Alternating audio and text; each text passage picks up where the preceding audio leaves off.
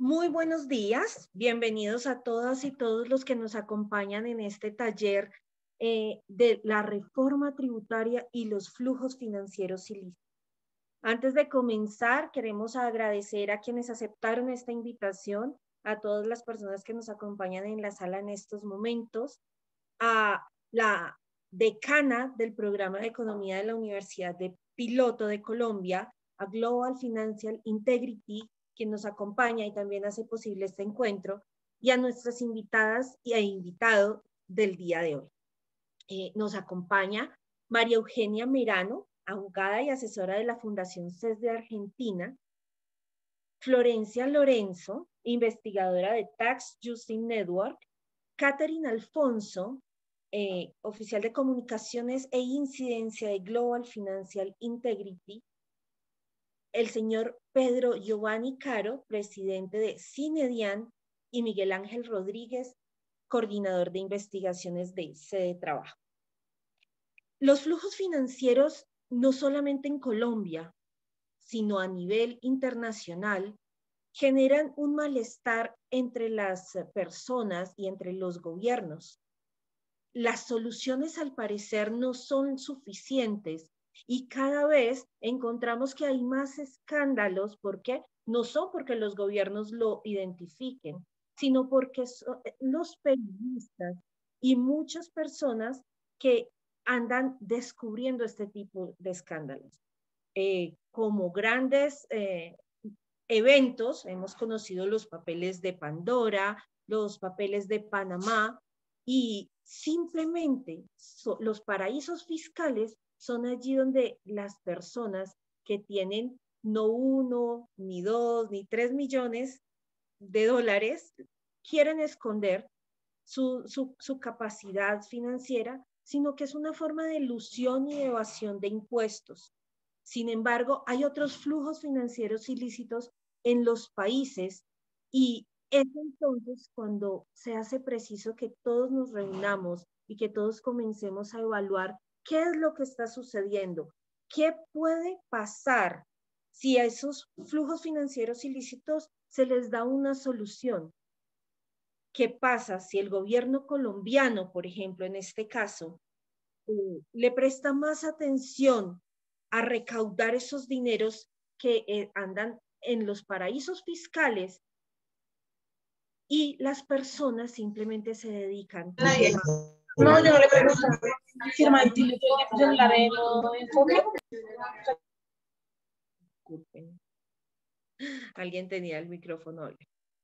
Les venía diciendo que los flujos financieros ilícitos pueden ser una gran herramienta para recaudar fondos y para financiar otras cosas del Estado, no solamente las reformas tributarias.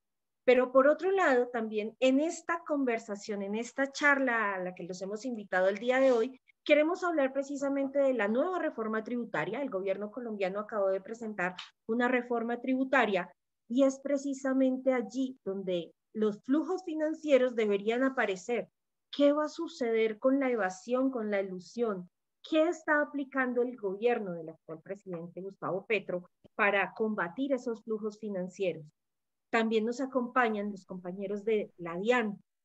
Ellos nos han hablado acerca de esa reforma que necesita la DIAN para poder recaudar, para poder combatir estos flujos financieros ilícitos. Agradecemos a todos su compañía, damos inicio, les adelanto un poco la agenda de este día. Vamos a tener, como les mencioné, vamos a iniciar con María Eugenia Merano. Ella se encuentra en Argentina en estos momentos y es asesora de la Fundación CES. María Eugenia, muy buenos días, muchísimas gracias por acompañarnos y te escuchamos. Por favor, dale, vamos a ver tu presentación. Bueno, muy buenos días a todos y todas. Principalmente les agradezco muchísimo la invitación a Sede Trabajo, a Miguel Ángel. La verdad que gracias por tenerme en cuenta e invitarme a participar de estos encuentros que son sustanciales, que todos podamos intercambiar experiencias, sobre todo de los países de la región, que venimos trabajando tanto en esta lucha contra los flujos financieros ilícitos, porque como muy bien decía Angélica, perjudican las arcas de los estados, que finalmente es el dinero que se recauda el que permite sostener las políticas públicas, sociales, educación, salud, en fin, el dinero de recaudación recaudado por el Estado. Mario, Entonces, sí. Discúlpame, algo Sí. que me faltó. Vamos a hablar un poco de la dinámica que vamos a manejar en estos momentos. Entonces, vamos a hablar aproximadamente 15 minutos cada uno de los conferencistas. Les voy a levantar mi mano, ¿sí? Para que ustedes sepan que ya deben ir redondeando la idea, para no interrumpirlos y puedan ir terminando. Y al final de cada exposición, si alguno de los presentes tiene preguntas, puede escribirlas en el chat o puede levantar su mano también para expresarlo. Al final de todas las ponencias haremos otra ronda de preguntas. Es muy importante que también las personas presentes manifiesten o si conocen algún factor de riesgo, flujos financieros, también lo pueden escribir en el chat o lo manifiesten al final de las intervenciones. Gracias, María Eugenia. No, perfecto, perfecto. Hay que avisar. Estamos acá disponibles para todas las dudas que hagan falta. De eso se trata el encuentro. Entonces, fundamentalmente voy a hablar sobre el tema de la identificación de los beneficiarios finales. Ahora voy a poner la presentación, que luego, por supuesto, va a estar a disposición de ustedes. Pero justamente hablando no solo de delitos económicos, sino también de, bueno, en realidad el delito tributario, entendido también como un delito económico, es fundamental saber quiénes son los dueños de las cosas para poder determinar esas bases imponibles respecto de las cuales después van a tener que pagar sus impuestos. Como muchos quieren pagar esos impuestos, utilizan distintas maniobras y artilugios y estructuras societarias para ocultarse de los ojos propiamente de los estados, de las administraciones tributarias, de la justicia, para no ser encontrados y justamente no tener que pagar por eso, o bien aprovechar esas estructuras para lavar el dinero obtenido del ilícito. Y sabemos que esos ilícitos no solamente se trata de la evasión, sino también estamos hablando de narcotráfico, trata, contrabando de armas, muchísimos delitos que resultan ser flagelos para las sociedades, con lo cual es un tema muy amplio, muy transversal a un montón de temas. Voy a tratar de ser lo más clara posible y bajarlo al llano de lo que vivimos a diario, que muchas veces está invisibilizado y que lo tenemos cerca, muy cerca, más de lo que pensamos, pero no logramos detectarlo porque hay maniobras que ya han sido naturalizadas por las sociedades y contra eso también tenemos que ir y lo tenemos que plantear. Así que sin más, vamos a presentar.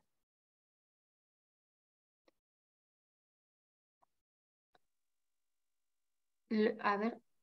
La estamos viendo. ¿Ahí lo ven correcto? Perfecto, perfecto, María Eugenia. Sí. Bueno, les cuento, esta presentación tiene como base un trabajo que hicimos de investigaciones de la Fundación CES respecto de los beneficiarios finales en Iberoamérica, para conocer un poco cuál era el estado de situación y qué era lo que estaba pasando en cada uno de estos países en la materia. Seleccionamos algunos países por el estado en el que se encontraban de evolución de la elaboración de sus registros de beneficiarios finales, cómo venían cumpliendo con los estándares internacionales, y además también con los que han tenido la voluntad de sumarse y de participar y de contar sus experiencias.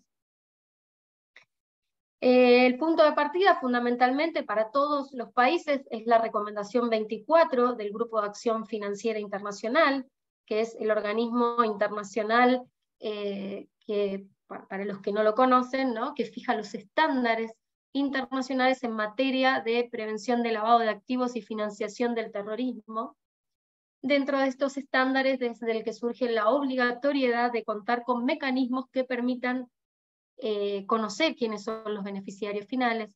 El Foro Global de la OCDE, que también recepta la recomendación del GAFI, y las distintas rondas de evaluación que se dan en el marco de controlar el efectivo cumplimiento de estas recomendaciones que da el Gafi, que también pretende la OCDE, dentro de lo que sería el Foro Global, hablamos del intercambio de información, que es sustancial también para este tipo de información. Ahora les voy a decir por qué. Bueno, aquí está detallada cuál es la recomendación 24, justamente nos habla de lo que antes mencionabas, que los países deben poder evaluar los riesgos que significan el uso indebido de las personas y de las estructuras jurídicas. Hablamos de sociedades comerciales, asociaciones, va a ser de acuerdo a los distintos tipos societarios que cada país y cada sistema jurídico tenga en su ordenamiento, lo que va a permitir este análisis. Estructuras jurídicas entendidas como los fideicomisos, las uniones transitorias de empresas, las distintas formas contractuales también para hacer negocios. Y en función de eso, de ese riesgo evaluado, reconocido, detectado, poder establecer medidas que tiendan a prevenirlos o a mitigar esos riesgos. Dentro de estos mecanismos de mitigación, de prevención, existe esto que es asegurarse que tengan información adecuada, precisa y actualizada de los beneficiarios finales y de quienes tengan el control final de las personas jurídicas. Esto tiene que estar al alcance y disponible en principio de todas las autoridades gubernamentales, de los poderes judiciales, y que se tenga acceso a esta información de manera rápida y eficiente, ya sea a través de los registros de beneficiarios finales o de otro mecanismo alternativo. Lo cierto es que esta recomendación 24 tuvo su reforma en marzo de este año, con lo cual se están algunos readecuando a esta nueva definición. Si bien no ha traído tantos cambios, hay un enfoque distinto y plantea esto del registro de beneficiarios finales. Hay una guía del año 2019 también del Gafi que nos habla de los distintos tipos de registro, que si está nutrido por distintos organismos, o es mejor tener un registro centralizado. Todavía no se ha tomado una postura muy clara y concreta, pero lo cierto es que tiene que ver mucho con los sistemas jurídicos de cada país. En Argentina, por ejemplo, al ser un país federal, hay muchas materias que no están delegadas en el gobierno nacional, sino que quedan en cabeza de las provincias, y justamente los registros de personas jurídicas son provinciales, con lo cual un registro centralizado sería imposible, sin perjuicio de que mucha información sí la tiene la AFIP, la Administración Federal, y ahí todas las personas jurídicas de todas las provincias vuelcan la información. Bueno, en fin, creo que tiene que ver con el análisis de cada país en particular, cómo va a adoptar esta recomendación, siempre, por supuesto, que esté adherido a los estándares del Gafi, Gafilat, y este tipo de Foro Global de la OCDE, etc. ¿Qué nos permite y qué lo que resulta necesario? Era esto que les explicaba, es necesario poder identificar y describir las formas de las distintas personas jurídicas que tienen los países, los procesos de creación y la manera y la oportunidad en que se va a recabar información de beneficiarios finales, y evaluar los riesgos de lavado de activos y de financiación del terrorismo. Vamos a avanzar. Entonces, ¿quién es el beneficiario final? Es toda persona humana que en última instancia se beneficia del producido de una actividad económica, de un negocio. Es quien va a obtener la ganancia plena de ese negocio. Y puede ser dueño directo de esa persona jurídica a través de la cual hace los negocios, o bien puede ser ejercer ese control de una manera indirecta, ya sea a través de una cadena de titularidad, que es cuando hablamos de estas mega ingenierías societarias, o bien a través del ejercicio de un poder que le permita modificar la voluntad social, es decir, tenga una influencia dominante sobre las decisiones de esas asambleas de accionistas, de esas reuniones de socios, que tengan la posibilidad para cambiar a los integrantes de los órganos de administración, en fin, que puede llegar a tener un control de esa persona jurídica desde otro lugar. ¿Y esto por qué?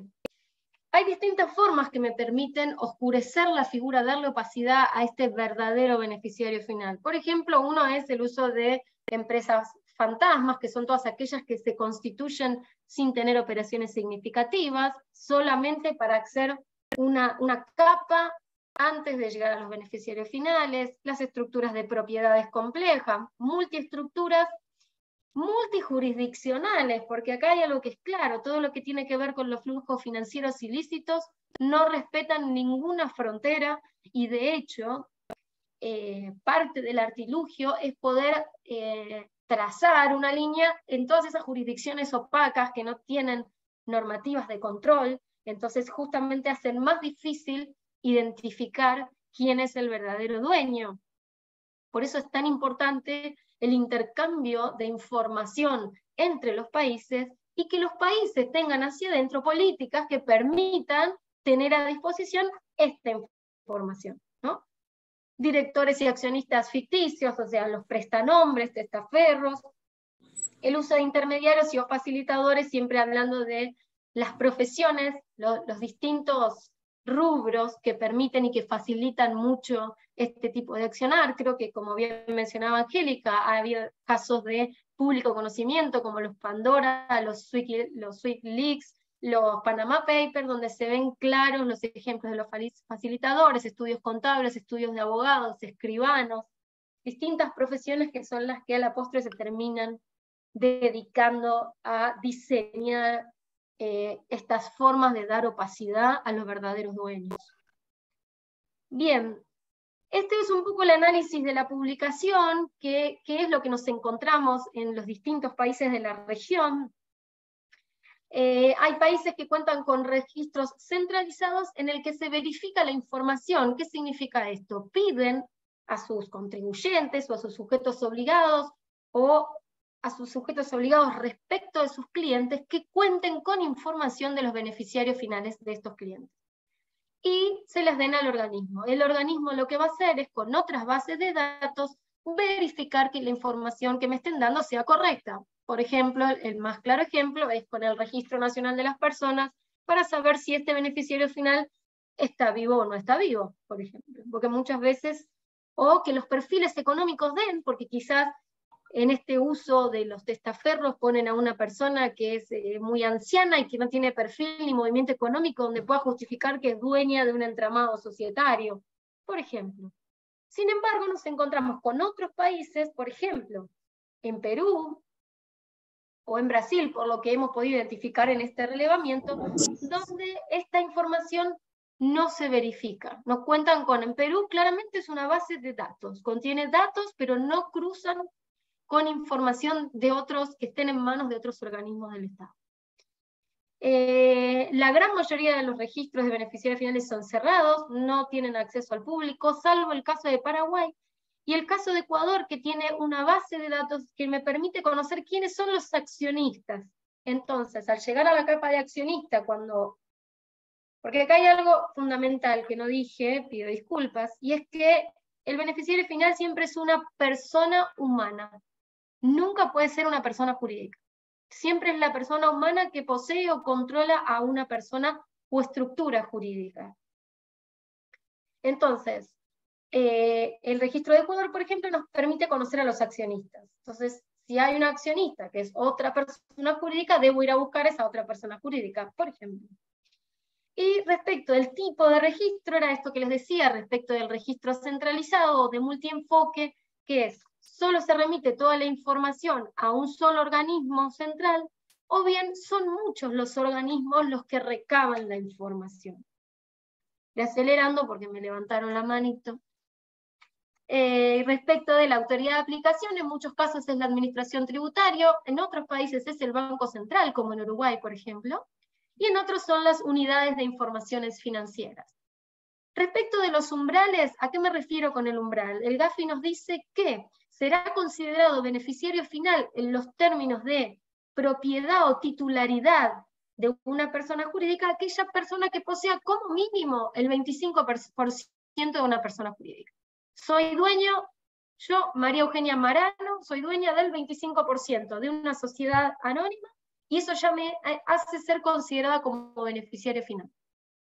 En el abanico de países analizados y de todos los que se está evaluando a nivel mundo, van desde el 0%. Algunos no identifican umbral porque consideran que todas las personas humanas que están detrás de una persona jurídica deben ser consideradas beneficiarios finales, hasta pasar por un 10, un 15. En Argentina actualmente es del 10%, hasta hace muy poco era del 20%.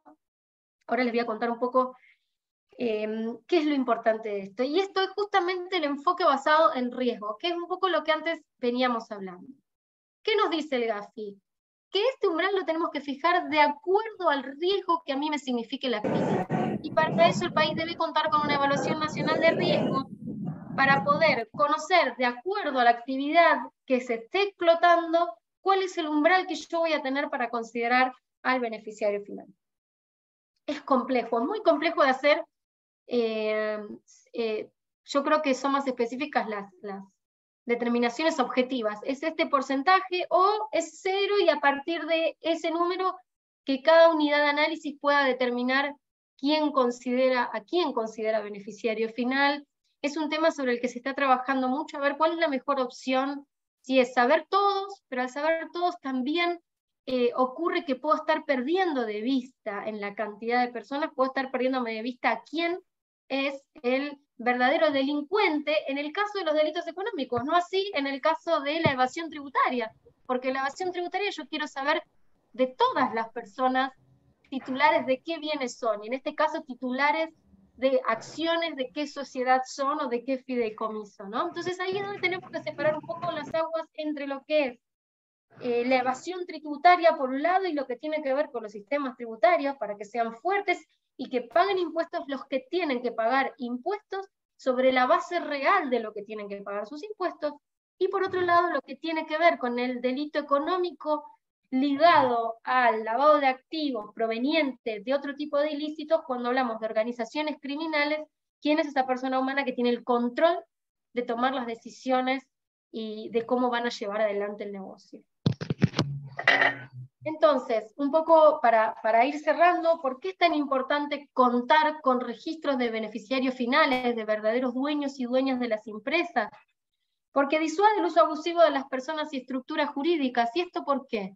Porque cuando una organización criminal quiera venir a instalarse en el país y vea que nuestro país cuenta con normativa, con controles eficientes de cómo están constituidas estas sociedades, es muy probable que prefiera ir a mirar para otro lado. Entonces va a disuadir ese mal uso de la persona jurídica. Se van a instalar la gente que realmente quiera venir a hacer su negocio y trabajar sanamente. Fortalece la transparencia fiscal internacional, por esto que decíamos, estas megaestructuras no respetan ninguna frontera, con lo cual es muy importante que haya transparencia de la información y que se pueda brindar información entre los países, que pueda haber una cooperación internacional efectiva, y para eso cada país tiene que recabar información de los beneficiarios finales. Fortalece la transparencia mercantil y lo dota de seguridad jurídica, porque uno puede conocer con quién está entablando un negocio, una relación comercial. Fortalece la justicia fiscal, porque realmente esto que les decía, permite determinar sobre qué base se pagan los impuestos. Cuanto más poder económico oculto se encuentre, menos recursos tiene el Estado, y terminan pagando en realidad los que menos tienen capacidad, los que se desloman mucho más trabajando para poder cumplir y pagar sus impuestos. Fortalece la persecución de la criminalidad económica porque facilita mucho saber a quién ir a buscar. Genera información valiosa para el funcionamiento de los mercados, justamente porque permite conocer cuando estamos frente a la concentración económica, porque esta concentración puede estar dada sin que la veamos, porque está oculta detrás de una estructura societaria y finalmente todo resulta estar en manos de la misma persona. Fortalece las políticas de recuperación de lavado de activos, brinda transparencia a las relaciones entre privados, y esto tiene que ver cuando pensamos, por ejemplo, en la perspectiva de género. Esto no está ajeno fundamentalmente a los temas de perspectiva de género, ocultamiento de bienes en el matrimonio, en las herencias. Se utilizan mucho las estructuras societarias para eso, y garantiza el acceso de información a la sociedad civil, a todos nosotros que estamos muy preocupados con estos temas y que tratamos desde nuestros espacios de generar nuevas políticas para mejorar, para generar conciencia, para visibilizar. Nuevos desafíos: mejorar los procesos de registro. Si bien hay un gran impulso y se ha avanzado mucho en la materia, nos quedan muchas cosas para ajustar y para mejorar. Impulsar y apoyar la sanción de leyes. Hay muchos países como como Guatemala, como Chile, que tienen proyectos de reformas, proyectos de ley de creación de registros que aún no han salido, colaborar en la redacción de aquellos que aún no tienen, por ejemplo Chile, que están muy preocupados, pero que aún no hay un empuje para hacerlo, generar espacios de trabajo para continuar concientizando sobre la importancia de contar con información de los beneficiarios finales, espacios como estos, ¿no? Que nos permiten contar qué se necesita, exigir que sea una obligación de los estados solicitar información de los beneficiarios finales para derribar el anonimato existente en las guaridas fiscales. Porque por más bellísimas que sean las playas donde están, yo aún me resisto a llamarlo paraíso, porque creo que son guaridas, porque son lugares oscuros, porque detrás de todo eso hay mucho pesar y mucho dolor en muchas sociedades. Pensar en nuevas políticas justamente ahora frente a las nuevas formas de negocios, ¿no? La jurisdicción digital, todos los negocios que se hacen a través de los activos virtuales, distintas formas de hacer negocios que también permiten de alguna manera generar opacidad. Entonces, ¿qué podemos hacer para dotarlo de transparencia? Y ya ahora sí cierro, me gusta siempre poner imágenes para que todo esto que estuve hablando y que estuve explicando lo veamos: pobreza, narcotráfico, víctimas de trata, familias que no encuentran a sus hijas, a sus jóvenes que han sido cooptados por estas redes, entramados societarios. Así es como se arman estas estructuras. Esta es la estructura armada para el caso que puse antes de Marita Verón. Es un caso muy resonante en la República Argentina, que nunca fue encontrada, pero sí se pudo desentramar y se pudieron rescatar a muchísimas víctimas también que habían sido cooptadas por esa red. Y esta es esta síntesis que es con lo que tenemos que romper, ¿no? Con esta concentración de riqueza ilícita, que no es más ni menos que va de la mano de la corrupción, de la violencia ejercida, ¿no? Sobre muchas personas, de distinto tipo de violencia, no solo física, verbal, simbólica, económica. Sin dudas hay una solidaridad criminal en todos aquellos que forman parte de estas cadenas, complicidad política, y la gran punta y la tristeza es la pobreza que hoy azota a todos nuestros países. Así que bueno, aquí en esta página van a poder encontrar todas las publicaciones que venimos haciendo desde Fundación CES. Creo y espero que esta última ya esté colgada, si no, también se las voy a hacer llegar. Y les agradezco muchísimo, disculpen si hablé un poco rápido, les agradezco muchísimo el espacio y la atención.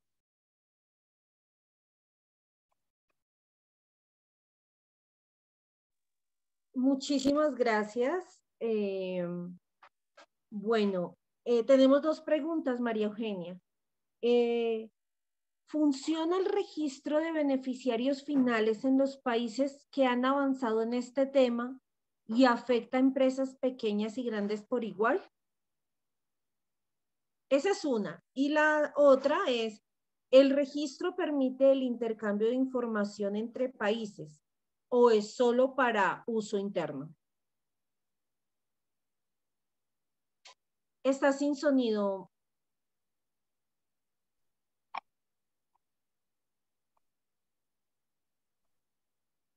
¿Ahí? ¿Ahí me escuchan? Me había quedado congelada, me parece. Depende del país de que se trate. En sí, al 100% no funciona en ningún país ni de Latinoamérica, ni de Europa, todavía no hemos logrado el 100% de cumplimiento en lo que son los registros de beneficiarios finales. Y muchos recién están empezando, con lo cual todavía no tienen información del universo de todos los contribuyentes obligados a informar. Afecta de igual manera porque en realidad tiene que ver con un régimen informativo. Ya sea una empresa muy grande como muy pequeña, tiene que tener la obligación para poder operar de dar información sobre los beneficiarios finales. Por ejemplo, en el caso de Argentina, al momento de constituirse una sociedad, se le va a pedir que diga la información de quiénes son los beneficiarios finales de esa persona jurídica. Lo mismo en el caso de un fideicomiso. Y si hay alguna modificación de ese beneficiario final, lo tienen que informar también al organismo de control. Y también hay un régimen informativo a la Administración Federal de Ingresos Públicos, que es anual, que deben cumplir todos los contribuyentes. A lo sumo, una empresa grande va a tener que brindar más información que una empresa pequeña y le va a ser más sencilla la carga, pero no tiene que ver con el volumen de operaciones de las empresas. Y respecto del intercambio de información, en el caso, por ejemplo, de Argentina, que es parte del Foro Global de la OCDE, al contar con esta información, es información que se puede intercambiar entre los países. Sí, sí.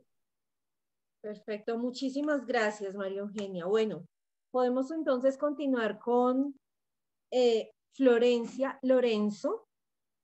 Ella se encuentra en estos momentos en Belo Horizonte, Florencia, ¿cierto? ¿Estoy en lo cierto? Bueno, ella es investigadora de Tax Juice Network y le damos la bienvenida. Muchísimas gracias por acompañarnos el día de hoy. Cuéntanos, Florencia, de qué vamos a hablar. Bueno, voy a compartir mi pantalla, así acompañan mi presentación. Perfecto. ¿Se ve bien? La estamos viendo perfecto. Gracias, Florencia. ¿Están viendo esta pantalla que tiene la flecha ahora? Sí, correcto, esa misma. Bueno, antes que más nada, quiero agradecer por la oportunidad y por la invitación a hacer el trabajo, a Angélica y a Miguel en especial. Y agradecer también por este espacio que, como ya mencionó Angélica y también lo hizo María Eugenia, es un espacio que nos brinda una oportunidad muy importante para discutir temas que son complejos, que son temas que a veces son un poco áridos, pero que impactan de forma muy directa a cómo organizamos nuestras sociedades, los límites de lo que podemos o no hacer, y que acotan a veces hasta nuestra capacidad de pensar otros escenarios políticos, ¿no? Porque están siempre limitando el horizonte de lo que vemos como razonable. A ver. Esto es un poco la agenda de lo que pretendo presentar hoy. La idea, más que nada, es centrarme en la discusión de lo que son los flujos financieros ilícitos, y ahí también tratar de presentar algunas de las herramientas que en Tax Justice Network desarrollamos para tratar de mensurar los riesgos, la distribución geográfica de esos flujos, y tratar también de entender un poco mejor y darle números a la escala de este fenómeno, y por fin reflexionar un poco sobre lo que podemos hacer a partir de este diagnóstico inicial. Bueno, ¿qué son los flujos financieros ilícitos? Básicamente, los flujos financieros ilícitos son transferencias de dinero de un país a otro prohibidas por la ley, las costumbres o las normas vigentes.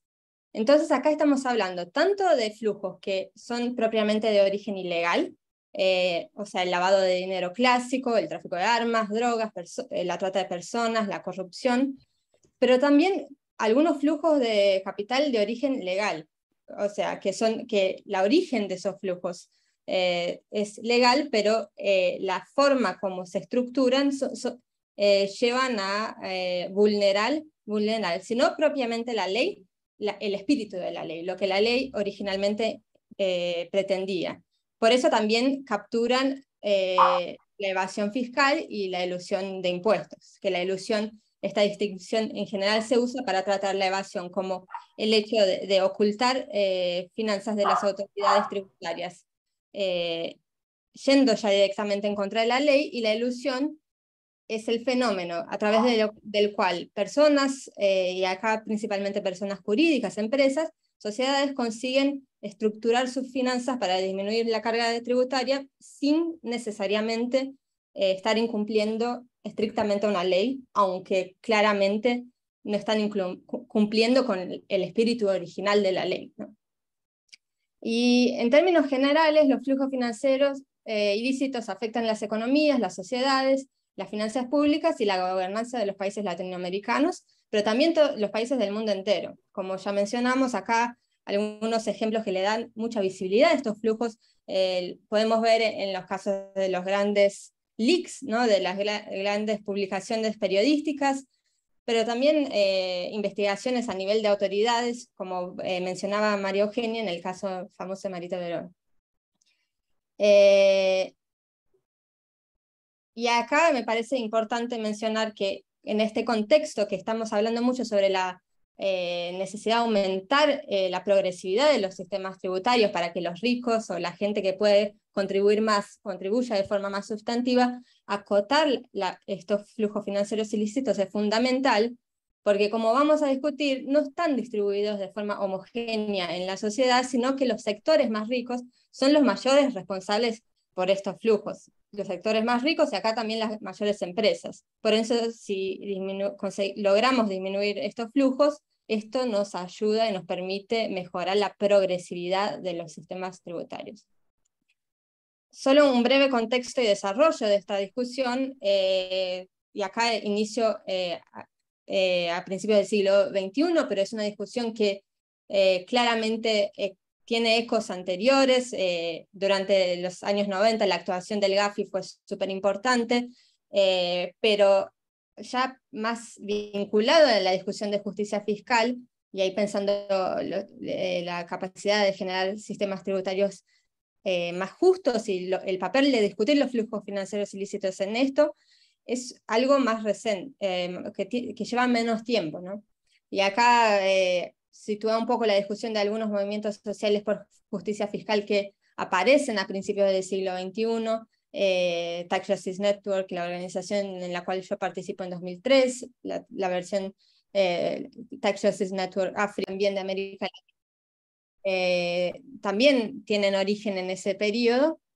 Y un momento central en esta discusión que marca un poco el tono que después va a tomar es la publicación en 2005 del libro llamado El talón de Aquiles del capitalismo, que fue publicado por Raymond Baker, y que trae que un punto central de esta discusión es que la escala de los flujos financieros ilícitos por razones comerciales es muy superior en varias veces a los flujos ilícitos relacionados a la corrupción. Entonces es un momento llave en esta discusión al traer en evidencia cómo la composición de este concepto en realidad no está solo relacionado al lavado de dinero de actividades de origen ilegal, pero también actividades de origen legal que se organizan de forma, sin embargo, que de la forma que se organiza después para ocultar esas actividades de las autoridades,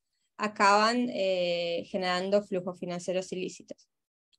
Ahí, pasando un poco más para adelante, dos momentos clave fueron el desarrollo del panel de alto nivel organizado por el expresidente sudafricano Thabo Mbeki, no sé pronunciar muy bien esto, pero que actuó entre 2013 y 2015 y publicó su relatorio final en 2015, que acá lo había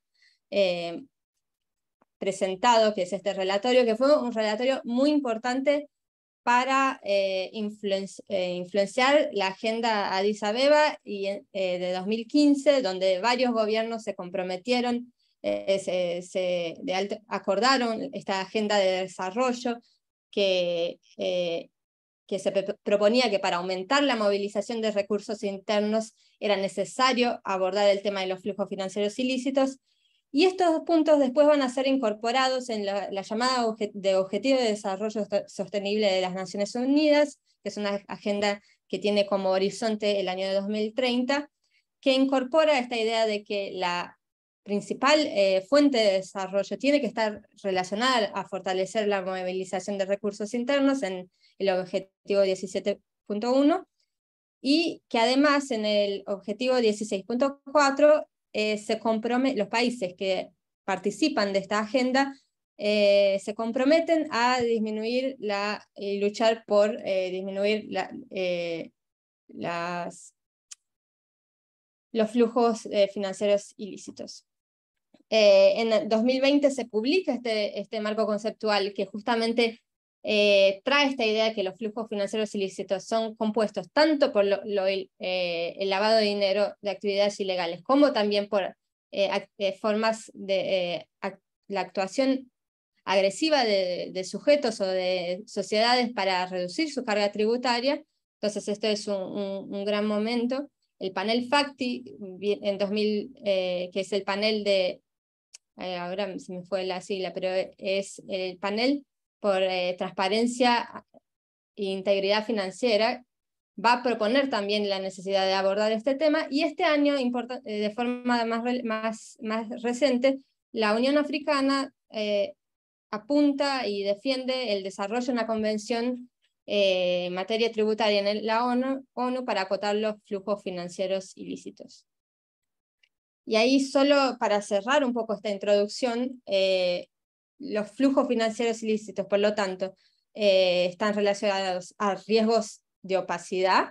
Entonces acá se relaciona mucho la discusión que ya presentó María Eugenia antes, de los beneficiarios finales, de nuestra capacidad de vincular un sujeto de carne y hueso con un determinado activo, una propiedad, con un flujo de dinero o con una sociedad, pero también incorporan la idea del riesgo de abuso impositivo de compañías, y acá principalmente de compañías multinacionales.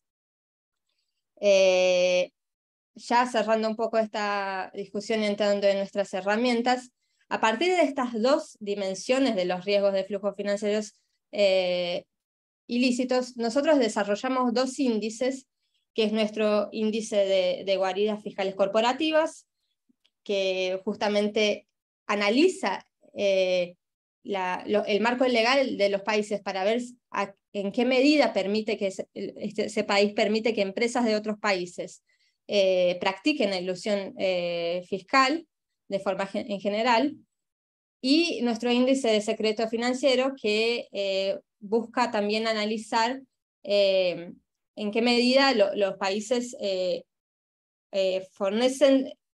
son proveedores de secretos financieros para otros países. Y acá, cuando hablo de secreto financiero, estoy hablando del uso de mecanismos complejos por parte de personas ricas, de empresas multinacionales, y de delincuentes en última instancia, para ocultar sus activos con fin de abusar los impuestos o eludir el Estado de Derecho.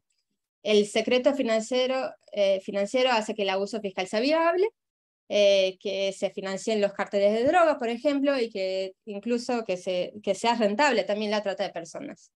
Y hay dos elementos que me parece importante resaltar cuando hablamos de nuestros índices, es que nosotros los dos índices están compuestos de dos dimensiones. Por un lado, analizamos el nivel de opacidad de un país, pero también ponderamos ese nivel de opacidad con el impacto real que ese país tiene en la economía y en fornecer servicios financieros offshore, o sea, en ofertar servicios financieros offshore. Entonces, eso para el índice de secreto financiero. Para el de abuso fiscal, nosotros nos fijamos también en qué medida las empresas estructuran sus actividades en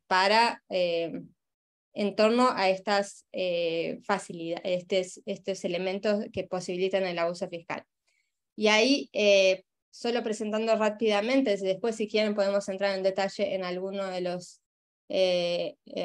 dimensiones, pero este es cómo hacemos el análisis del marco legal para nuestro índice de guaridas fiscales corporativas, que nos fijamos, por ejemplo, cuál es la alícuota más baja de impuesto de renta que una empresa que actúa ahí puede llegar a pagar,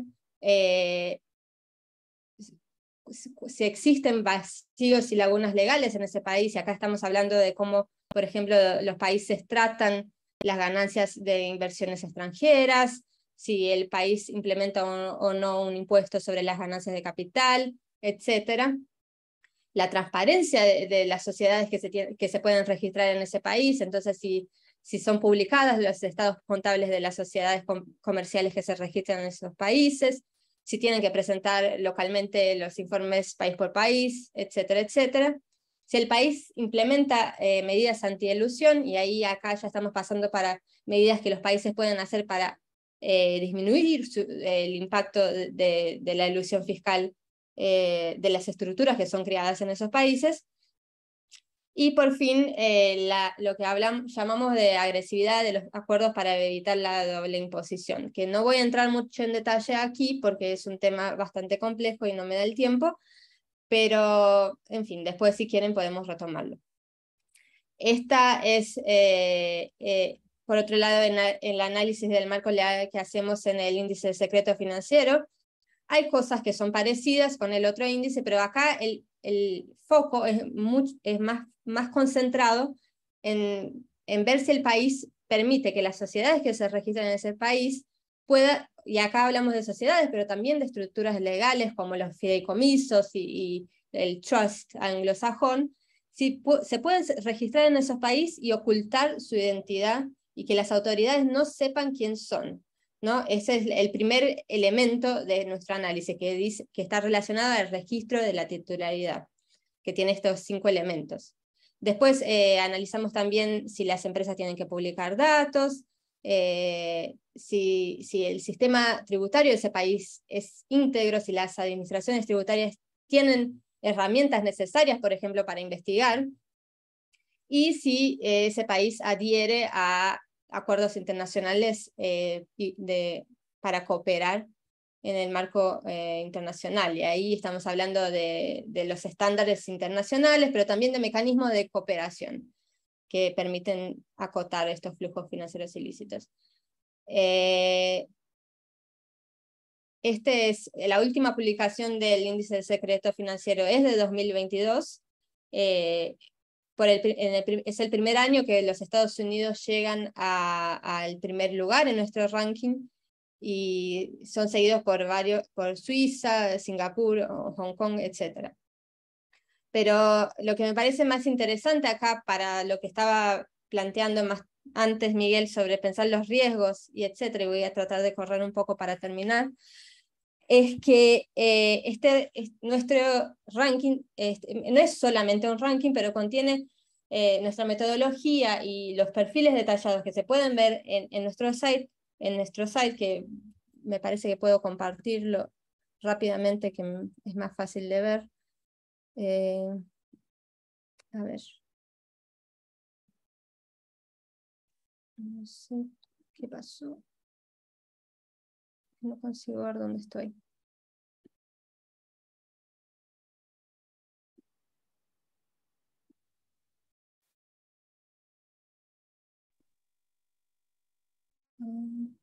A ver.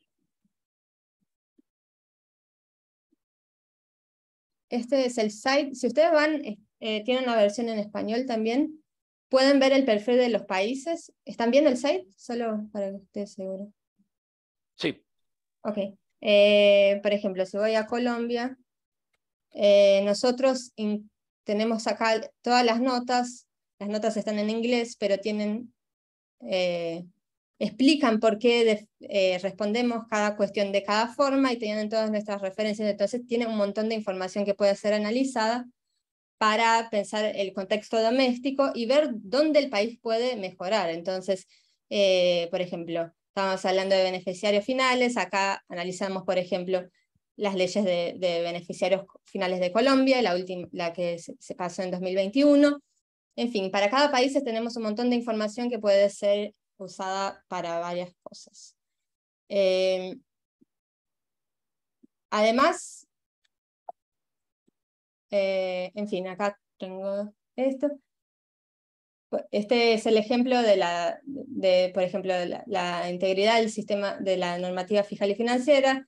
Si analizamos, por ejemplo, si la administración financiera tiene recursos que necesita tener para poder llevar a cabo investigaciones, y en fin, está todo con las referencias ahí disponibles.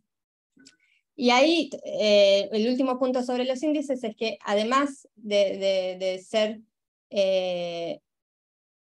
funcionar como herramientas para rankear los países, nuestras metodologías discuten también lo que nosotros tendríamos a entender como siendo los mejores casos, ejemplos de buenos países, y son una receta de cómo tratar de mejorar los marcos legales de los países, claro, tomando en consideración que cada país va a variar mucho en la implementación, como ya lo mencionaba María Eugenia, que a veces algún país tiene un registro comercial muy bueno para registrar beneficiarios finales y otro no lo tiene, entonces lo tiene que registrar con la administración tributaria. Hay variación, pero hay cosas que son básicas para todos los países y que pueden ser compartidas, ¿no?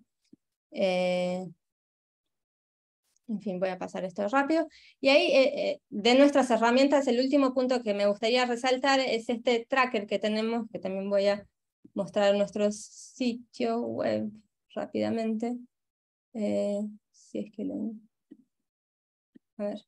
Que es un tracker que agarramos estas medidas de riesgo de abuso de secreto financiero, del índice de guaridas fiscales y la medida de secreto financiero del índice de secreto financiero, y lo usamos para mapear potenciales vulnerabilidades de los países en sus relaciones comerciales.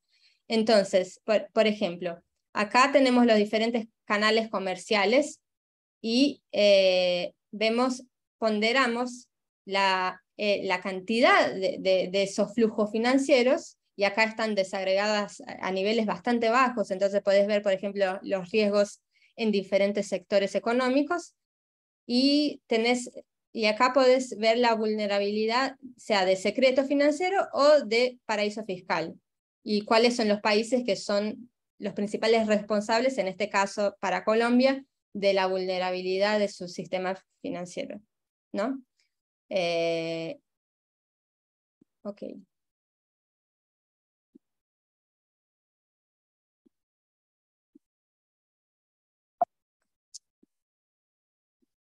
Solo para la escala, nosotros tenemos una publicación que sale todos los años. Estos datos son del último año, que se llama la escala, justamente la escala de justicia fiscal, y que trata de mapear un poco cuál es la escala del abuso fiscal, y acá incluyendo tanto la evasión fiscal como la elusión fiscal. La última publicación, que es del año pasado, calculamos que 483.000 millones de dólares se pierden todos los años por el abuso fiscal. De estos, casi 312.000 millones se pierden por el abuso transfronterizo de corporaciones multinacionales, y 171.000 millones por el abuso fiscal de personas adineradas.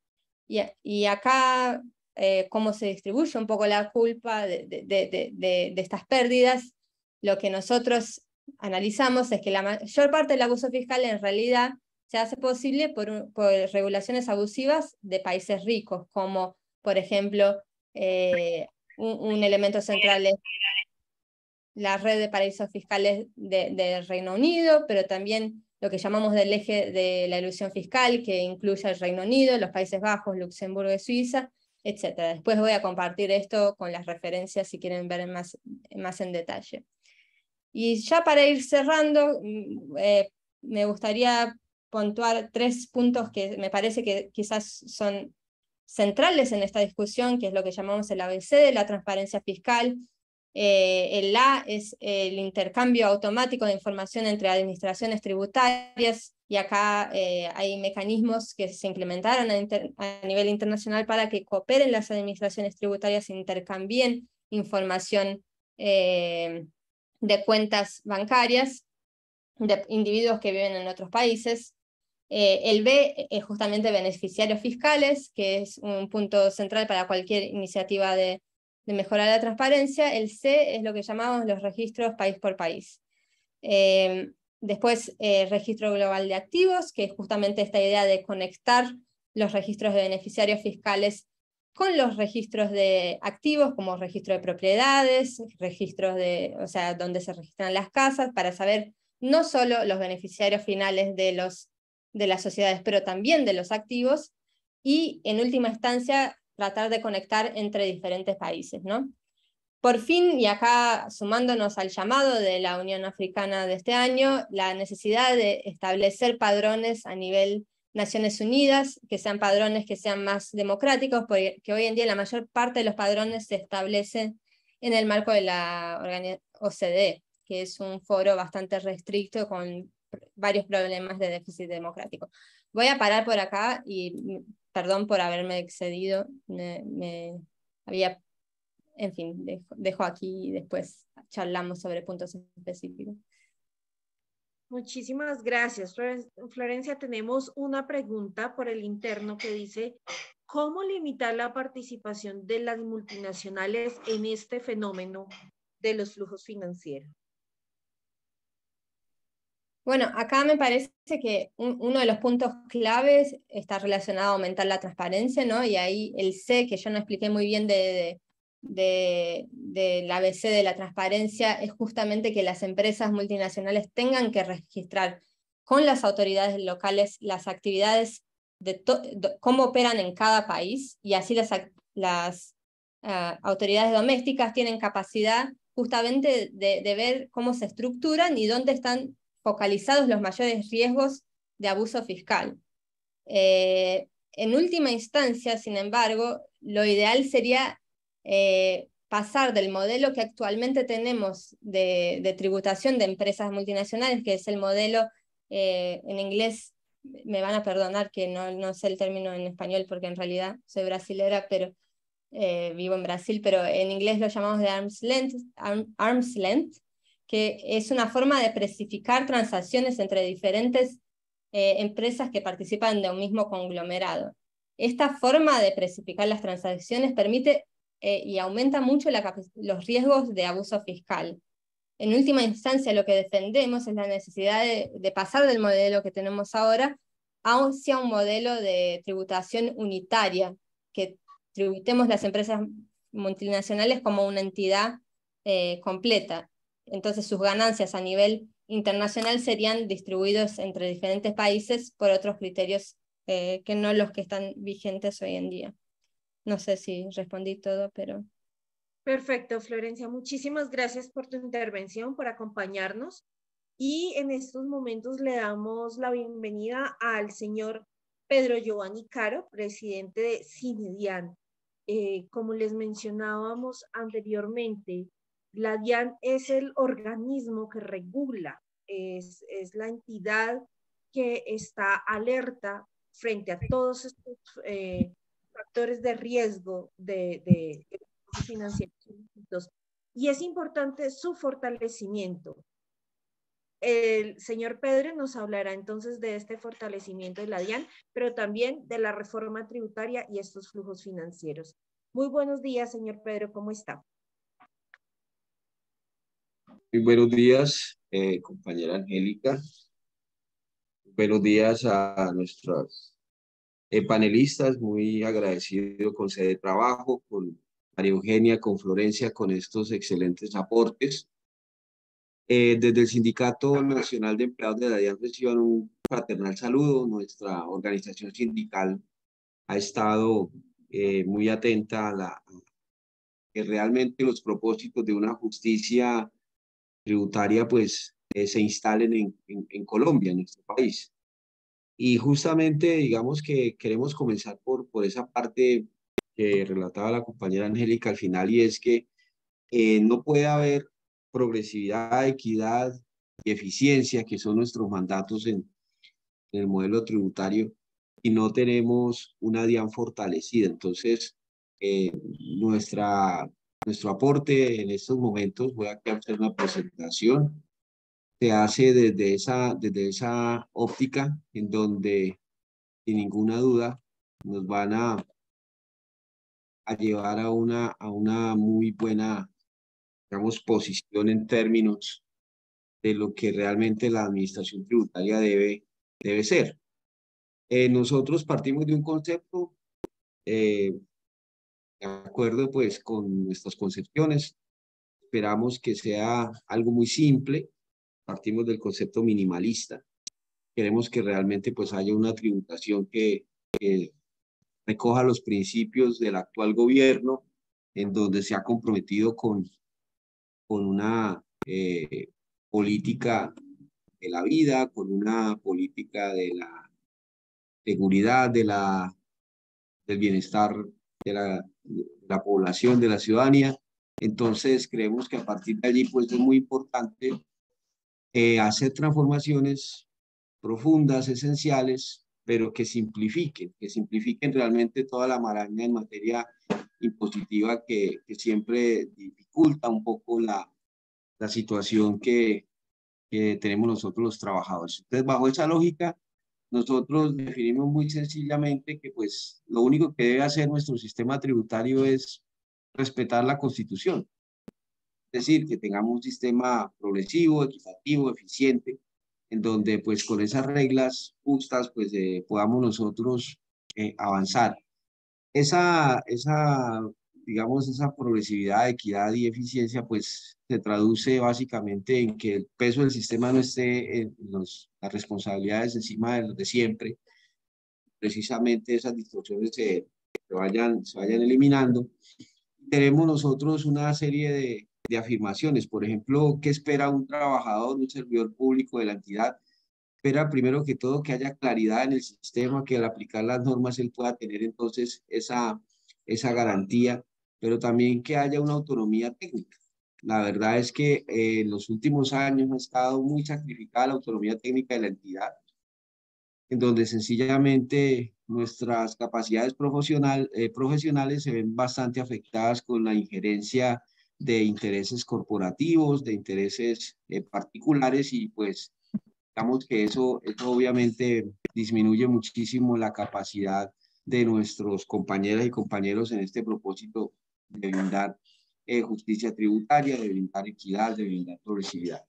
La entidad pues también requiere que sus administrados con el fisco pues obviamente cumplan sus obligaciones en debida forma, dentro de los tiempos, que tenga una facilidad para poder entonces adelantar el cumplimiento de las obligaciones y por supuesto enfocarnos principalmente, y creo que eso es parte de la pirámide que todavía en la entidad no hemos logrado resolver, cuáles son los contribuyentes que sí cumplen, que son juiciosos, que no necesitamos sino simplemente ofrecerles servicios para que ellos continúen con esa posibilidad, cuáles contribuyentes quieren cumplir pero no les podemos brindar la suficiente información, y entonces ellos lo que están reclamando, a pesar de que no han podido cumplir, pero que sí quieren, pues necesitan es que les facilitemos, que les agilicemos, cuáles definitivamente no quieren cumplir, y ese es el foco en donde la DIAN tiene que,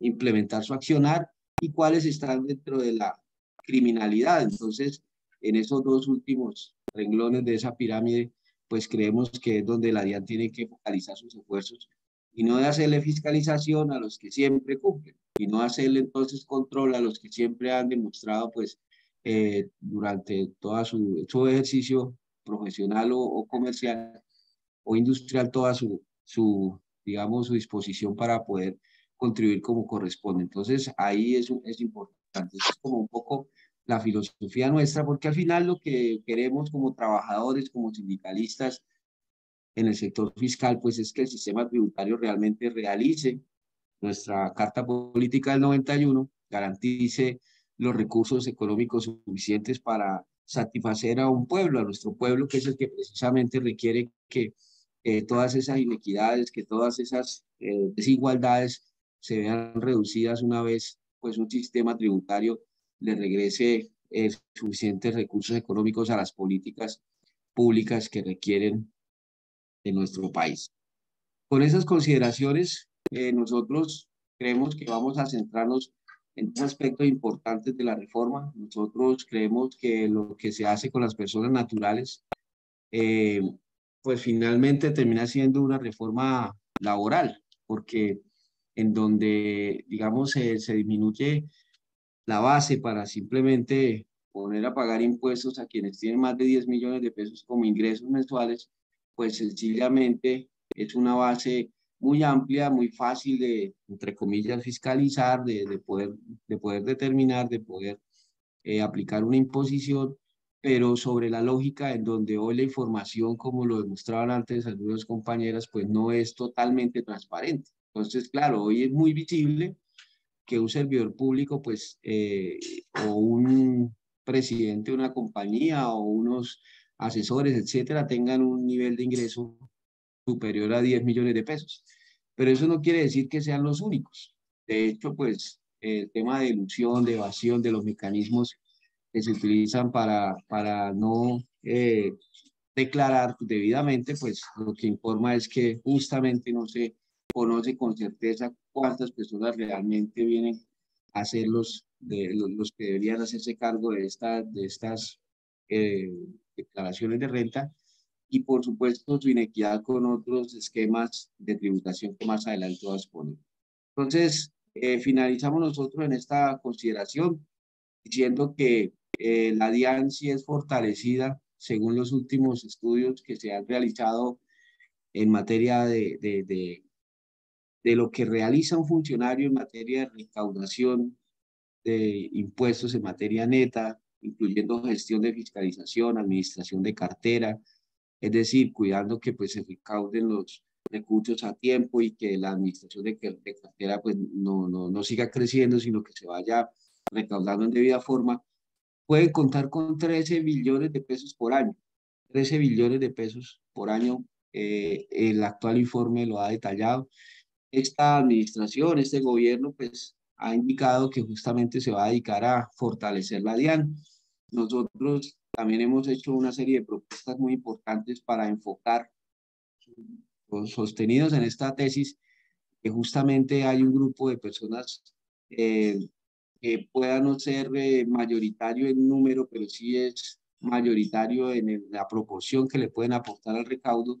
Hay que desenmascarar a partir de los beneficiarios finales, a partir de la verdadera ruta del dinero, a donde es que efectivamente llegan a parar todas estas sofisticadas estrategias de planificación tributaria para realmente poder tener un fortalecimiento en el ingreso de los recursos. Entonces, el fortalecimiento de la DIAN, no solamente con personas, sino con tecnología, no solamente con personas de tecnología, sino con una voluntad política de verdad perseguir los evasores, perseguir el lavado de activos a través del contrabando, a través de la elusión, todos los mecanismos y flagelos que todos conocemos. Entonces, nosotros hemos defendido la propuesta del fortalecimiento institucional.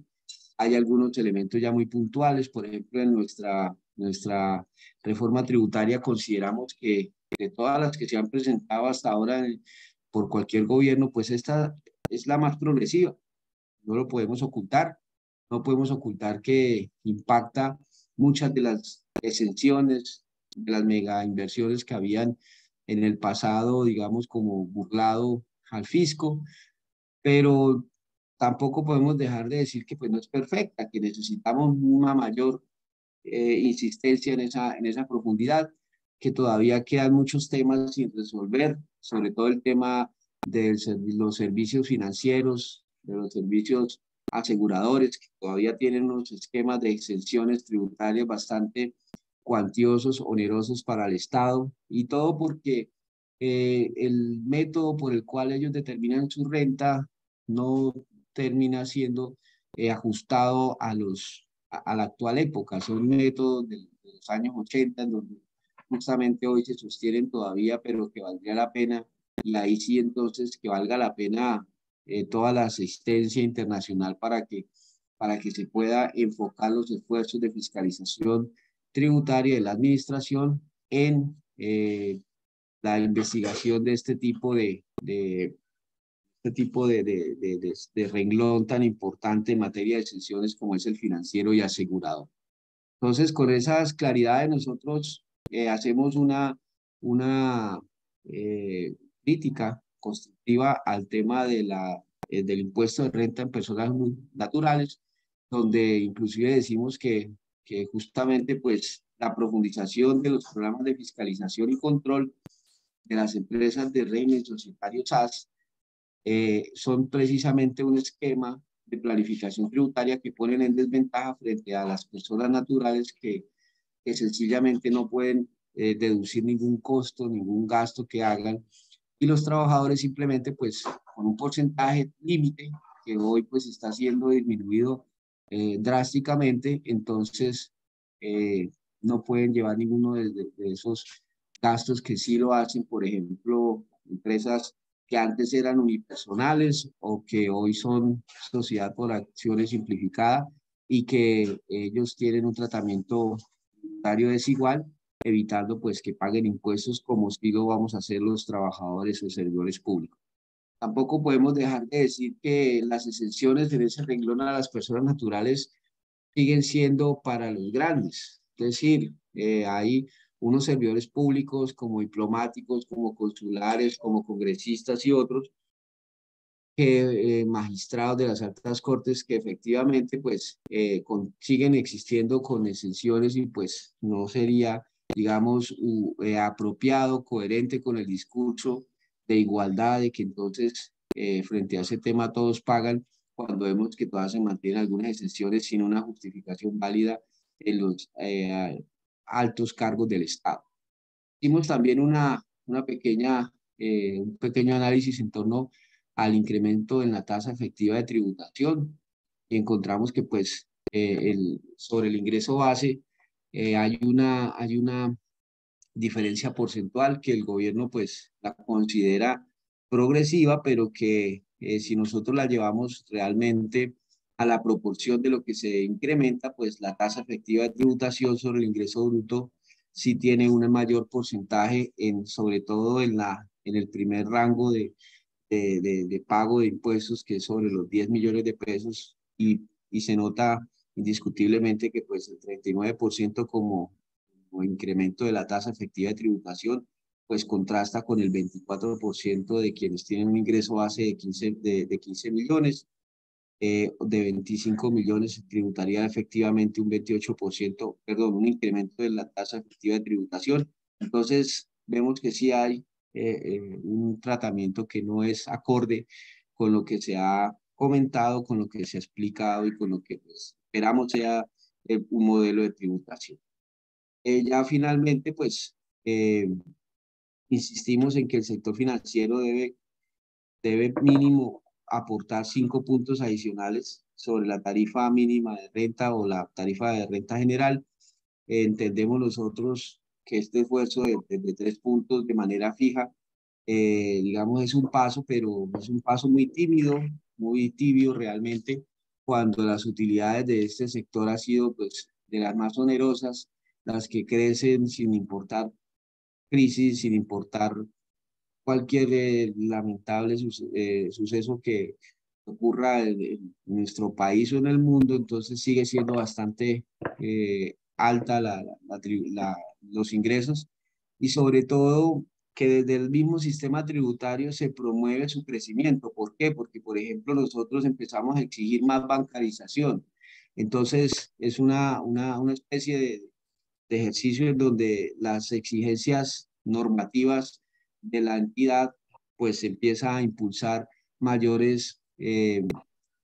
atención de los servicios bancarios y eso significa mayores ingresos para ellos y pues nada que ellos tienen una decente, digamos, tributación proporcional a sus niveles de ingreso. También nosotros creemos que en materia de zonas francas, pues nos parece maravilloso que haya control. Creo que todas las, digamos, medidas que se están implementando o proponiendo implementar tienen que ver es con control.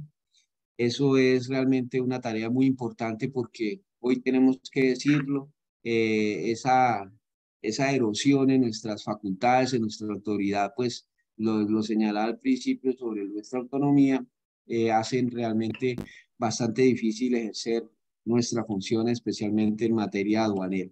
Y finalmente, unas normas que se proponen para fortalecer la DIAN. Nosotros tenemos claro que la DIAN necesita un sistema de carrera que realmente privilegie el mérito, el saber, la experiencia, la experticia, y proponemos finalmente una medida que, según nuestro análisis, pueden impulsar bastante el tema de los protocolos de anticorrupción, y es que no se apliquen los términos de firmeza a las declaraciones de impuestos sobre la renta siempre que una persona haya sido condenada por delitos contra la administración pública, lavado de activos, financiación de terrorismo o financiación de grupos armados ilegales. Es decir, que por lo menos tengamos nosotros desde el punto de vista tributario una ventana en donde podamos 2 años, 3 años, 4 años, 5 años después de una condena por corrupción, pues entonces que el Fisco Nacional pueda entrar a revisar esas declaraciones de renta y que no queden impunes desde el punto de vista tributario todo este tipo digamos, de malos manejos que se dan en esos mecanismos sofisticados de fraude a lo público. Entonces, yo quiero dejar ahí. insistiendo en los agradecimientos a todos nuestros compañeros y finalmente, pues, decir que desde la DIAN nosotros estamos desde siempre luchando pues desde la óptica de los trabajadores porque efectivamente los poderosos, los más grandes de este país, el gran capital transfinanciero, multinacional, pues pague los impuestos correctos y no que sean siempre las clases medias y a veces las clases menos favorecidas las que asuman esta carga tributaria que pues debe contribuir es a todo lo contrario, a garantizar una igualdad y a la disminución de esas brechas tan abismales que hay en nuestro país. Muchas gracias, compañera Angélica. Gracias, señor Pedro. Tenemos una pregunta, tenemos dos preguntas en realidad. Una nos escriben, los representantes de los trabajadores en la CUT están respaldando la reforma tributaria. ¿Cuál es el papel que debemos cumplir en este momento los trabajadores, sobre todo los pocos que nos encontramos sindicalizados, para evitar las graves consecuencias de la misma?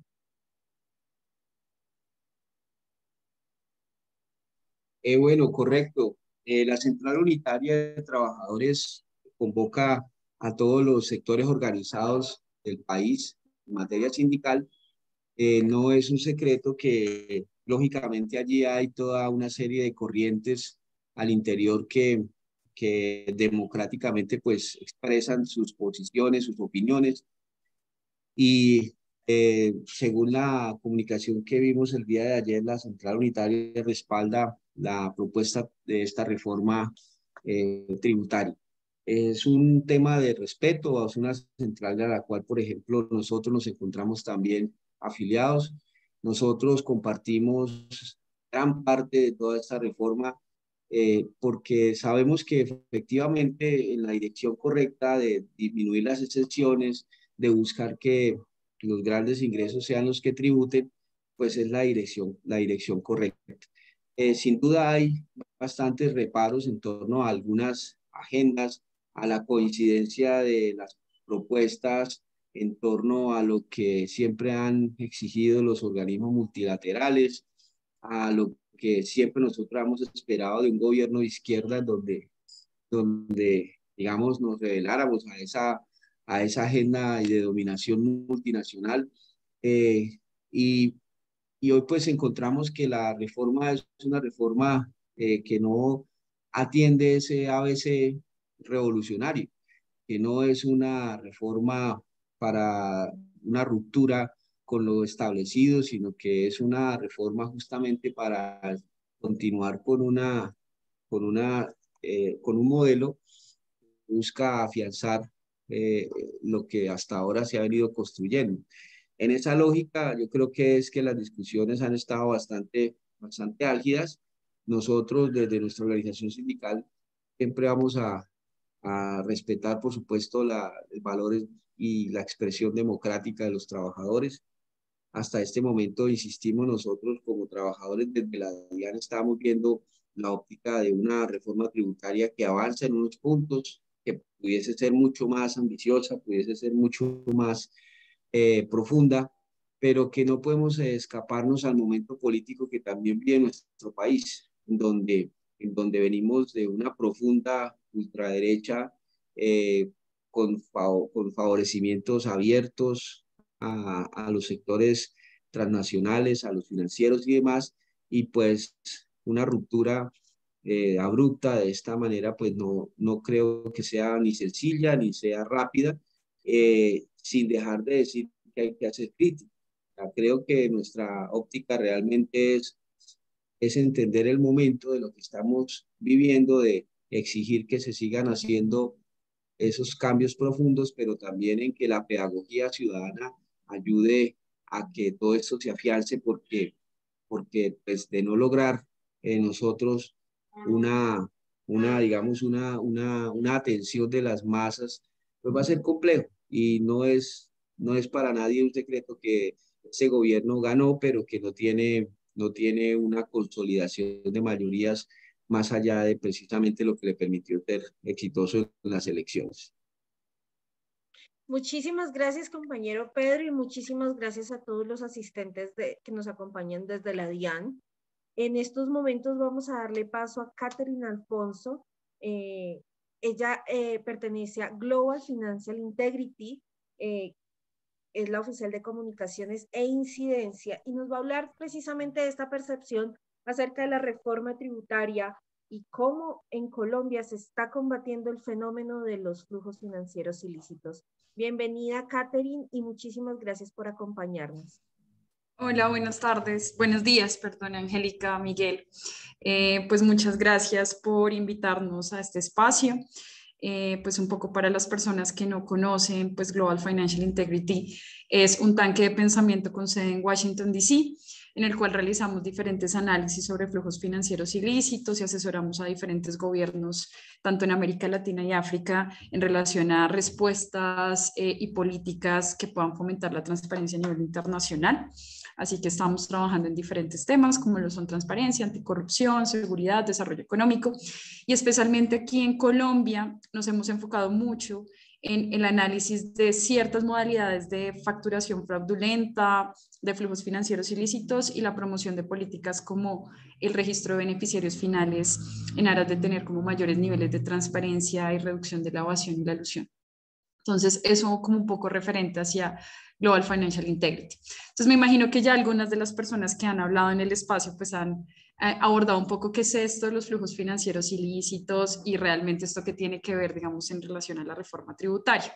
Pero un poco pues como para contextualizar un poco mi intervención, quisiera señalar que los flujos financieros ilícitos generalmente tienen que ver con fondos que son obtenidos, transferidos y utilizados de forma ilegal y siempre a través de fronteras internacionales. Entonces, esto implica que muchos de los, digamos, como delitos que están asociados a los flujos financieros ilícitos tengan que ver con el comercio internacional y sobre todo con estructuras como lo son los cárteles de la droga, las importaciones y exportaciones, las zonas francas, y pues allí entran como muchas de las instituciones, digamos, como nacionales que regulan y tienen una autoridad de control sobre todos los mecanismos de prevención a la ICFT, digamos, a nivel Colombia.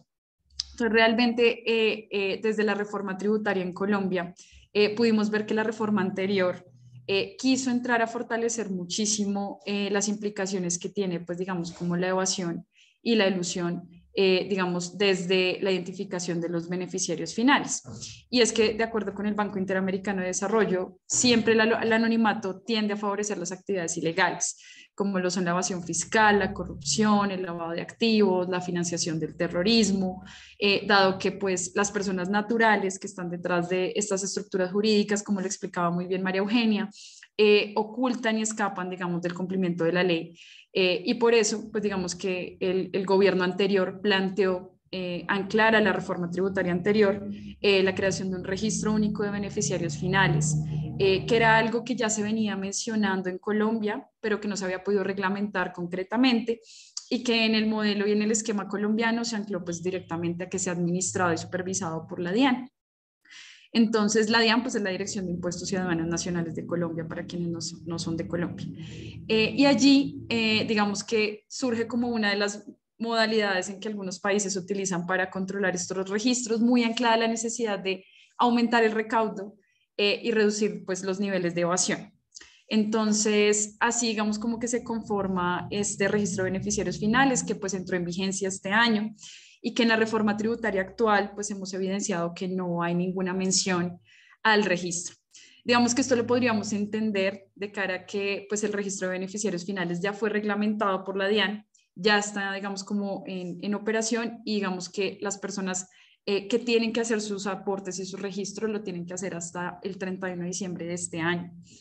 Sin embargo, de lo que hemos podido hablar con la DIAN, hasta el momento es como menos del 0,01% de las personas obligadas a declarar sus beneficiarios finales las que lo han hecho. Y realmente pues esto es preocupante de cara no solamente a que seguramente muchas empresas y muchas personas van a dejar esto a última hora, sino a que, digamos, el proceso no está siendo concretamente acogido por todas las personas, digamos, que tienen que hacer este tipo de declaración. Hay desconocimiento, pero también porque seguramente se van a acoger a las sanciones por no hacerlo, porque sale mucho más económico aplicar a la sanción que hacer el registro de un beneficiario final. Entonces, esto sucede, pues, me imagino, con estructuras financieras pues muy complejas, estructuras jurídicas complejas, estructuras que no tienen, digamos, como personería jurídica también, y que hemos venido analizando desde GFI, pues cuáles son esas necesidades de mejora de ese registro público de beneficiarios, de este registro de beneficiarios finales, que de hecho para Colombia pues es privado. Entonces, realmente lo que nosotros hubiéramos esperado un poco de esta nueva reforma tributaria es que fortaleciera las disposiciones actuales que tiene la DIAN sobre el registro de beneficiarios finales, de cara a diferentes temas relacionados con flujos financieros ilícitos. Y es que lo que hemos evidenciado es que al estar vinculado directamente el registro a la DIAN, pues el enfoque del registro, sobre todo desde el tema de evidenciar quiénes están evadiendo, tener un registro mucho más amplio de las personas que están detrás, digamos, como de ciertas estructuras jurídicas y vehículos jurídicos, que son muy susceptibles a posibles, digamos, como lavado de activos o diferentes modalidades de flujos financieros ilícitos. No nos hemos dado cuenta que eso reduce un poco la herramienta del registro beneficiario final como una herramienta para la lucha contra el lavado de activos y la financiación del terrorismo. Entonces, digamos que esto no quedó muy claro en la reforma anterior ni en el proyecto de ley anticorrupción, que también reglamentó parte de las entidades que tienen acceso a este registro, que son realmente pocas para, digamos, como el nivel de acceso que debería tener el registro. Y aunque allí están organizaciones y entidades como la UIAF, todavía se están generando los mecanismos para que estas entidades entiendan un poco cómo se va a hacer el uso de la información y cómo se va a trasladar esa información en caso de hacer un proceso de seguimiento y control ante una, digamos, como sospecha de alguna acción sospechosa, de alguna transacción sospechosa. Inclusive desde la superfinanciera pues ya se viene trabajando todo el proceso de debida diligencia, y realmente se siente que la existencia del registro de beneficiarios finales pues entra a ser como casi que lo mismo a procesos que por sí la banca ya viene haciendo cuando pues se tiene como una transacción, una necesidad pues digamos comercial, entre otros temas. Entonces allí vemos importantes necesidades de fortalecer este registro con una claridad mayor sobre cómo se va a hacer el uso de la información, dado que este es un registro pues privado.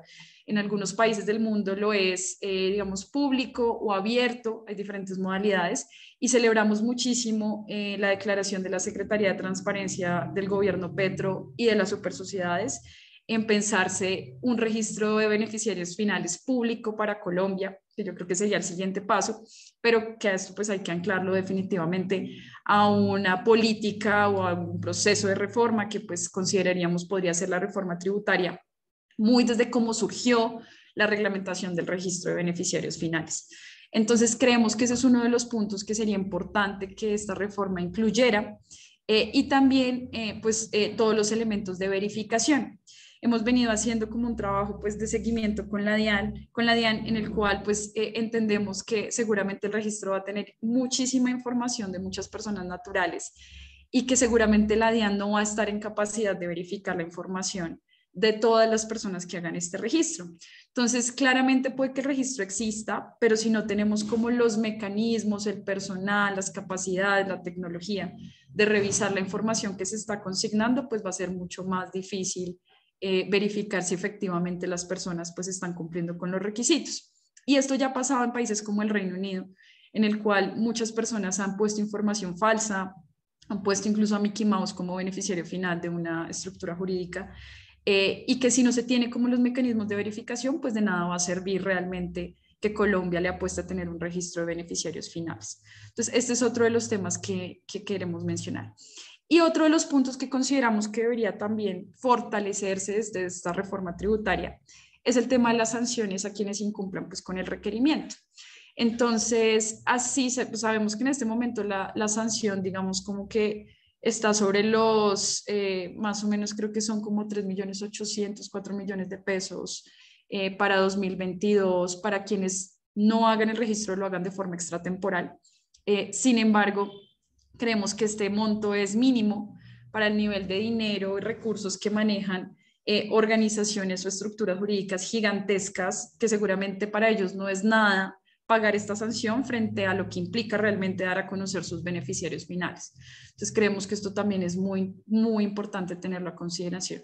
Y pues recientemente también ha surgido pues como la inquietud frente al rol que tienen las empresas extranjeras o los inversionistas extranjeros en el registro de beneficiarios finales. Si bien es cierto que las personas que desean invertir en Colombia deben hacerlo a través de una estructura de una persona apoderada que tenga un NIT o un reconocimiento jurídico en el país, y esta persona tendría que hacer un registro de sus beneficiarios finales de cara a cumplir, digamos, con la normativa. Hay muchos vehículos de inversión extranjeros que no tienen personería jurídica y que pueden perfectamente hacer inversiones en el país sin requerir reportar sus beneficiarios finales. Y aquí encontramos un vacío muy importante en el registro, y es todos estos fondos de capital privado, estos fondos de inversión que además tienen estructuras complejas en los cuales hacen inversiones de otros fondos, de otros lugares, de otros países. Pues digamos que allí vemos como grandes problemas, porque realmente son instrumentos que ya han sido comprobados a nivel internacional que son utilizados para el lavado de dinero, y que realmente ahorita con la normativa como está en Colombia no vamos a poder identificar los beneficiarios finales, porque si le pedimos los beneficiarios finales a estas estructuras sin personería jurídica, que pronto tienen otra estructura por encima que está haciendo inversiones en ellos, y ellos solamente están haciendo un vehículo de inversión de otro vehículo de inversión, realmente va a ser muy complejo, porque pues tienen sus propias normas, digamos, como de nosotros pues garantizamos que ese fondo A que está invirtiendo en el fondo B pues tiene unas políticas ya de due diligence que digamos cumplen con la normativa A, la CFT, pero realmente nosotros como país no podemos acceder a esa información, simplemente podemos acceder como a ese certificado o a ese reconocimiento de parte de ese fondo en el cual nos digan: está bien, este fondo que está invirtiendo en nosotros cumple con la normativa, pero más allá de eso, no. Y también hay muchas barreras frente al secreto financiero y frente a las estructuras que pues se acogen a este tema de protección de datos personales para no querer revelar información pues de personas naturales vinculadas a estos negocios. Entonces allí también encontramos como algunos de los temas a mejorar, digamos, dentro del registro de beneficiarios finales. Entonces realmente pues vemos por buen camino pues que el país siga avanzando pues como en esta consolidación del enfoque de beneficiarios finales. Sin embargo, de cara a cumplir pues ciertamente pues con las diferentes recomendaciones de Gafi, vemos muy importante que el país siga avanzando en la reestructuración de este registro de beneficiarios finales, e incluso también en la promoción de un proyecto de ley que reglamente e identifique el cabildeo y pues el lobby en Colombia, que es algo que también celebramos que la Secretaría de Transparencia y las supersociedades también lo estén como evidenciando. Entonces realmente estamos como muy a la expectativa de cómo seguir fortaleciendo este registro de beneficiarios finales a través de la reforma tributaria, y que no solamente esté ligado pues a los temas del recaudo, sino que también pueda clarificar un poco más cuáles son esas rutas y esos mecanismos para compartir información por parte de las personas que digamos, o las entidades que hacen parte como de acceso a este registro, pues porque por lo pronto tienen que haber acuerdos interadministrativos entre las diferentes entidades que se supone tienen acceso, que entre esas está pues, la Fiscalía, la Supersociedad, la Superfinanciera, la UIAF, pero que realmente hasta el momento no se han generado esos mecanismos de acuerdo interadministrativo, y tampoco tenemos claridad sobre cómo la DIAN va a lograr tener, digamos, como unos acuerdos de información a nivel transnacional, porque recordemos que los flujos financieros ilícitos son crímenes transnacionales, siempre implican otro país, siempre implican diferentes economías en diferentes regiones, y realmente hasta el momento no tenemos mecanismos claros para compartir información sobre los beneficiarios finales y sobre la información que también se recopila en otros países sobre beneficiarios finales, por ejemplo, colombianos, que ese es otro tema. Y el otro punto, digamos ya como para cerrar, frente a cómo estamos visualizando esta reforma tributaria, es en relación a las inversiones en bienes raíces. Y es como también este registro de beneficiarios finales desconoce un poco esas inversiones que se pueden hacer también desde estructuras jurídicas extranjeras o sin estructura jurídica en temas de bienes raíces, que son realmente los principales lugares o vehículos de lavado que se están utilizando pues, a nivel internacional. Y parte de eso también lo vemos sobre todo en países como Estados Unidos, donde ya hemos hecho, de hecho tenemos un informe súper específico sobre cómo se está dando la participación de personas políticamente expuestas de América Latina, ¿sí? Sobre todo de México, Guatemala y Colombia, en inversión pues, en lugares como Miami, en lugares donde fácilmente se puede pues, adquirir una propiedad sin mucho, digamos, como control, en el cual pues, realmente se está yendo mucha la plata que sale la corrupción y el narcotráfico en América Latina. Entonces, sin duda alguna, es algo a lo que hay que ponerle atención, y también en Colombia, y pues seguiremos allí como muy articulados y articuladas con el trabajo de incidencia que se siga haciendo a nivel pues Congreso en cuanto a fortalecer esta reforma tributaria para que favorezca una política de beneficiarios finales que esté alineada con los intereses de lucha contra el lavado de activos y financiación del terrorismo. Muchísimas gracias, Catherine. Creo que el contexto fue muy claro y pues creo que era algo que todos estábamos esperando precisamente para saber como un poquito el panorama, cómo está y qué va a suceder a partir de esto. Muchas gracias. Bueno, en estos momentos damos paso entonces a Miguel Ángel Rodríguez, coordinador de investigaciones de sede trabajo. Miguel Ángel nos va a hablar acerca de la reforma tributaria, de los flujos financieros, y va a hacer una especie de recopilación de todo lo que ya hemos escuchado hasta el momento. Muchas gracias, Miguel Ángel, bienvenido. Angélica, muchas gracias. Muy buenos días a todos y todas quienes nos acompañan en este evento. Yo creo que podemos calificarlo ya como un evento exitoso. Creo que tenemos una muy buena participación y debo decir que estoy encantado con las presentaciones que hemos tenido. Hemos tenido un panorama internacional, un contexto internacional acerca de cómo viene avanzando el mundo en la lucha contra los flujos financieros ilícitos. Qué herramientas tenemos para más o menos tener una dimensión del problema, para conocer cuáles son los principales actores y por supuesto qué elementos incluyó o dejó por fuera la reforma tributaria. Entonces, ya vamos a cumplir las 2 horas, voy a aprovechar mi intervención para hacer un cierre a modo de conclusión del evento, señalando algunos elementos clave de las presentaciones que se han hecho, que nosotros en Sede Trabajo precisamente queríamos presentar. Debo señalar también que este taller hace parte de un esfuerzo conjunto que venimos haciendo desde Sede Trabajo con Global Financial Integrity, con Transparencia por Colombia, por poner sobre la mesa y sobre el debate de reforma tributaria estos temas que son vitales para que mejoremos el funcionamiento no solo del sistema tributario, sino del sistema económico, obviamente de la economía colombiana. Digamos que los flujos financieros ilícitos representan un desagüe bastante importante que le hace perder bastantes recursos a nuestro país. Me va a permitir compartir pantalla rápidamente, simplemente para poner alguna dimensión a esto de lo que estamos hablando, que son los flujos. En términos de corrupción, Transparencia lleva un registro bastante pormenorizado de los principales hechos que uno puede encontrar en prensa. Lleva un registro donde tenemos más o menos más de casi 1000 hechos de corrupción registrados que muestran un elemento clave.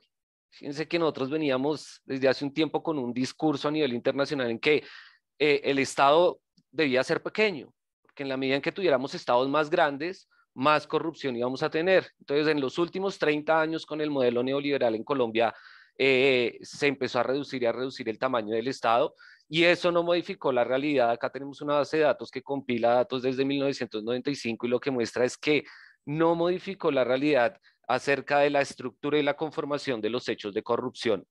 Como estamos hablando de flujos ocultos, pues hay poca información, además porque la acción del Estado es bastante limitada, pero además de eso la poca información que hay nos dice que por lo menos solo por corrupción en Colombia estamos hablando de cerca de 50 billones de pesos en pérdidas. Es decir, unos 11.000 millones de dólares anuales en pérdidas por hechos de corrupción. Ahora, si pasamos a otro delito que también puede ser determinante de lavado de activos, tenemos, por ejemplo, que la estimación que se hace de la economía en clave de cultivos ilícitos en Colombia, tanto en la fase de producción agropecuaria como en la fase de transformación de esa producción agropecuaria para llegar al producto final, a la droga final, pues viene creciendo en Colombia y viene creciendo a un ritmo bastante acelerado. Estamos estimando en los últimos años las drogas ilícitas han significado más de 4 billones de pesos en promedio al año. Si saltamos a otro delito determinante que es la evasión en Colombia, tenemos que el nivel de evasión en Colombia se estima alrededor del 30%, es decir, una tasa de evasión del 32% en renta a personas jurídicas, un punto sobre el cual me voy a detener más adelante. Por IVA se estima que la evasión puede estar alrededor del 24%, lo que nos arrojaría un 38% de evasión en los impuestos restantes. Y para esto quiero mostrar cuál es la estructura de nuestro sistema tributario. Es básicamente esta. La estructura del sistema tributario es que cerca de la mitad de los impuestos se recaudan por el impuesto de renta que pagan las personas jurídicas y el impuesto de renta que pagan las personas naturales. De todo el impuesto de renta que cogemos en Colombia, el 80% lo aportan las empresas y un 20% lo aportan las personas. A nivel internacional, digamos que todos los estados o todos los sistemas tributarios lo que buscan es no gravar tanto a las empresas porque eso les resta competitividad y sí gravar muchísimo a las personas. Esto tiene que ver con el espíritu de la reforma tributaria que se acaba de presentar. La otra gran mitad del recaudo lo aporta el IVA, que es un impuesto indirecto, el impuesto al valor agregado. Es un impuesto indirecto altamente regresivo. Está la tarifa en Colombia, recordemos que está en el 19%, y dejamos un 20% para otros impuestos que son el gravamen a los movimientos financieros, los aranceles que aportan cerca de un 6% del recaudo total, el impuesto a la riqueza o al patrimonio, el impuesto a la gasolina, etc. Esta es la estructura de nuestro sistema tributario. Ahora, con esa estructura debemos tener en cuenta que una tasa de evasión del 32% en impuesto de renta de personas jurídicas y el 24% en IVA, pues golpea el 80% del recaudo que tenemos en Colombia. Luego, este es un fenómeno que creo que la reforma no atiende de manera adecuada, lo vamos a explicar más adelante. Y por último, quisiera mostrar este ejemplo que tiene que ver con el fenómeno de la elusión en Colombia. Es decir,